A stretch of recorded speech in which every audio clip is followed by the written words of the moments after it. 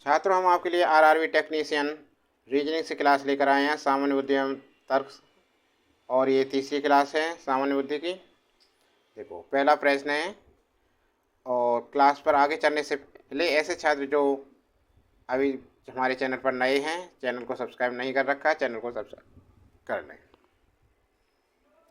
देखो, पहला प्रश्न, दिए गए कथनों और निष्कर्षों को ध्यानपूर्वक पढ़ें। दिए गए कथनों और निष्कर्षों को ध्यानपूर्वक पढ़ें।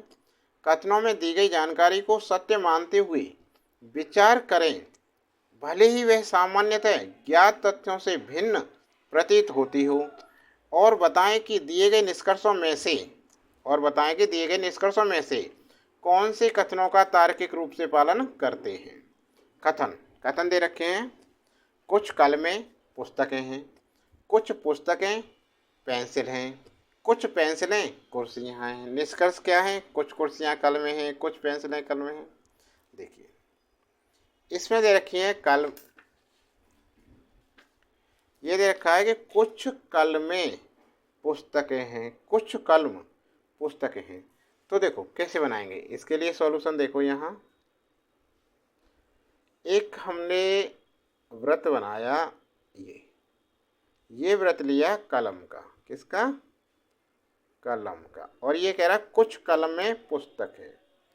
और दूसरा वृत्त बनाया ये। किसका? ये पुस्तक का। पुस्तक, ठीक है ना? किसका? ये पुस्तक का। तो कुछ कलम पुस्तक हैं आ गया। अब पहला हो गया। दूसरी लाइन देखो क्या लिख रहा है, कुछ पुस्तकें पेंसिल हैं। अब भाई एक और वृत्त बनाया हमने ये, क्योंकि ये है बनाया पेंसिल का। किसका बनाया? पेंसिल। क्योंकि इसमें कह रहा है कुछ पुस्तकें पेंसिल हैं, तो ये आ गया। अब आगे क्या है देखें, आगे कह रहा है कुछ पेंसिलें कुर्सियां हैं। तो एक और बना लिया हमने व्रत। ये क्या है? कुर्सी का। किसका? कुर्सी का। तो कुछ पेंसिलें कुर्सियां हैं। आगे आगे समझ में आ रही है ना? अब देखिए निष्कर्ष। निष्कर्ष फर्स्ट देखते हैं, फर्स्ट में क्या कह रहा है ये।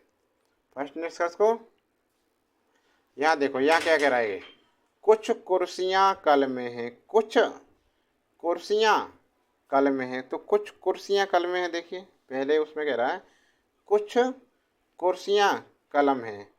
नहीं, ये नहीं है। कलम तो यहाँ पर आकर है, कुर्सी यहाँ पर है, तो ये तो सही नहीं है। पहला निष्कर्ष हमारा गलत। दूसरे निष्कर्ष में क्या कह रहा है देखिए, दूसरा देखिए, कुछ पेंसिलें कल में हैं। कुछ पेंसिलें कल में हैं। यहाँ ये सेकंड निष्कर्ष देखिए, कुछ कुर्सियां कल में हैं, कुछ पेंसिलें कल में हैं। तो पेंसिल और कलम का भी भाई अलग अलग है, तो सेकंड भी नहीं है। अतः न तो निष्कर्ष फर्स्ट, अतः न तो निष्कर्ष फर्स्ट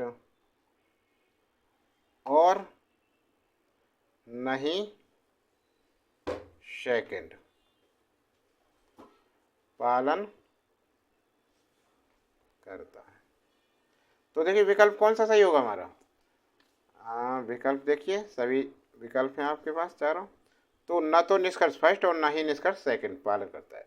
तो जो विकल्प डी है हमारा, बिल्कुल सही आंसर है।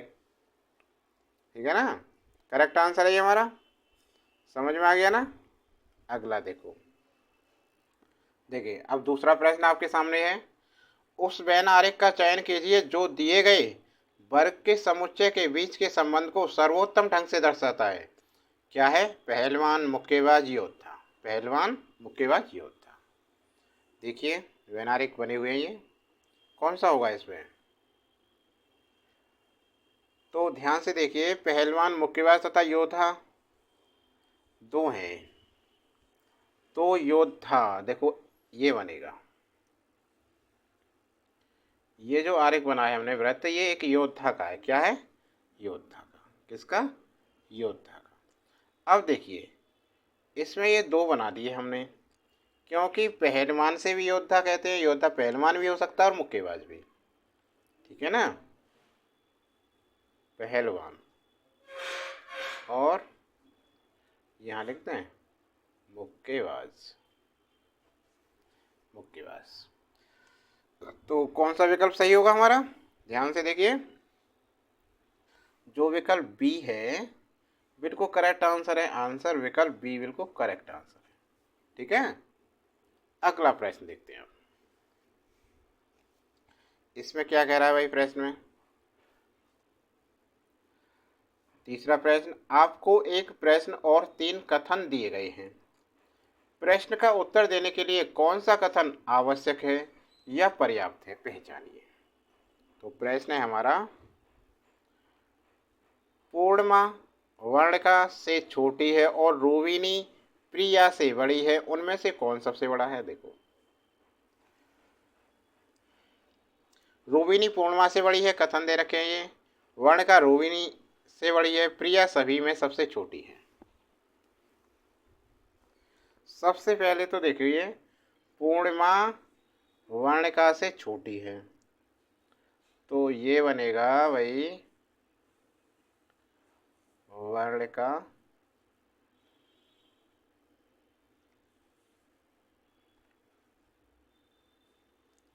छोटी और रोहिणी वर्णिका से छोटी है और रोहिणी प्रिया से बड़ी है।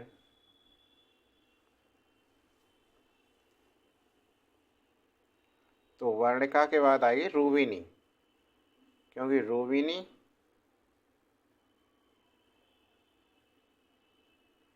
वर्णिका से छोटी है रोहिणी।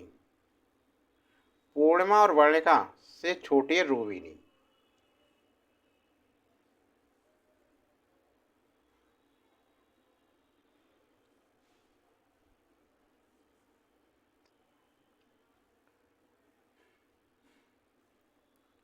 रोहिणी वर्णिका से छोटी है रोहिणी। पूर्णिमा वर्णिका से छोटी है और रोहिणी, इसमें कुछ निश्चित सा नहीं कह रहा है। रोहिणी पूर्णिमा से बड़ी भी है और उसके बराबर भी है पूर्णिमा, और प्रिया से बड़ी है। पूर्णिमा प्रिया से बड़ी है और इक्वल भी है, बराबर भी है। तो इसमें वर्णिका से छोटी है रोहिणी, प्रिया से बड़ी है। प्रिया से ही बड़ी है, तो ये जो वर्णिमा है वो सबसे बड़ी है इसमें।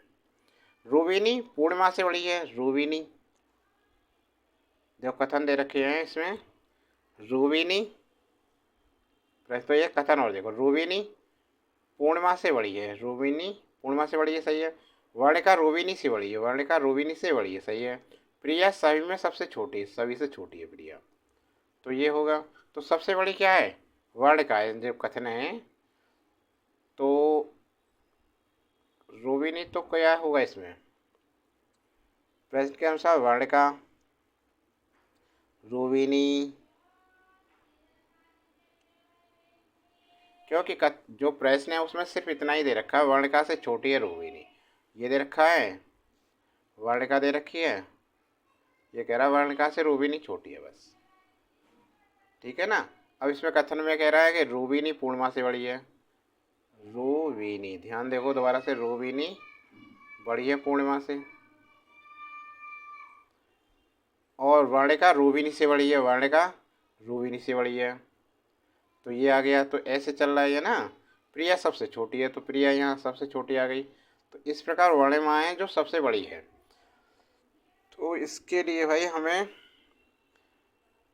वर्णिका रोहिणी से बड़ी है। वर्णिका रोहिणी से बड़ी है, क्योंकि प्रिया से बड़ी है पूर्णिमा, तो यहाँ तो ये चल जाएगा इसी से। तो इसमें हमारा जो सबसे बड़ी वर्णिका होगी, उत्तर देने के लिए कथन सेकंड है जो पर्याप्त है, वर्णिका रोहिणी से बड़ी है, इतना ही। इससे काम चल जाएगा।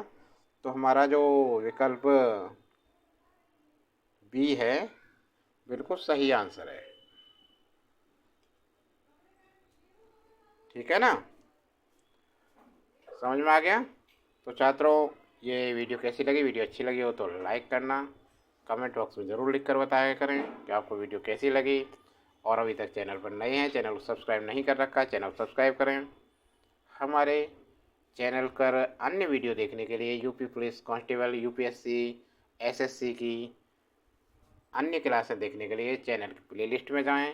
सभी प्लेलिस्ट में बेस से समझाया गया है। ठीक है ना।